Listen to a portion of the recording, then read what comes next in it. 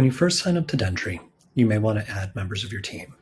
You can do that from the side menu by going to Settings, Users, and Subscription. That'll take you to this screen. On this screen, you'll be able to see your subscription, the number of users, the aggregate price. If you're on a demo, obviously this isn't going to matter. And if you're nearing the end of the demo, you should contact us to see if there are any coupons or promotions that we're currently running. Any prior invoices that you've had will be here, and your user list will be down here. When you first sign up, you'll probably only see yourself. So you want to add members of your team. So let's start by inviting user. I'm going to add myself. We're going to see what happens when we try to add somebody who's already part of an organization. Owners, managers, and users. Owners have full organizational control, including to this screen. Managers have access to most features in Dentry, and users have the lowest level. I'm going to add myself as an owner.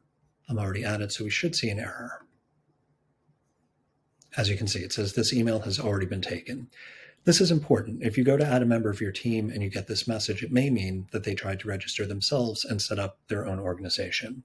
By default, an email address can only be part of one firm or organization on Dentry so that your users aren't accidentally logging into different organizations or other law firms. So let's test this turn this into something that we know we'll get. Turn it to wildcard, and that should forward to me. Because I've already done that, so wildcard 1.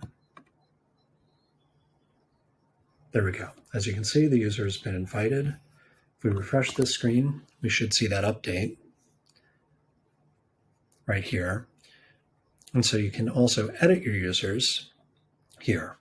You can change their level of permissions, their title. You can also change their email address. You can reset their password, resend the invite. If you're a Google user and soon an Office 365 user, you can block native password. So if your email is run by Google as of today, Office 365 within a couple of weeks, you'll be able to turn off passwords so they have to use OAuth or their native Google or Microsoft authentication to log in.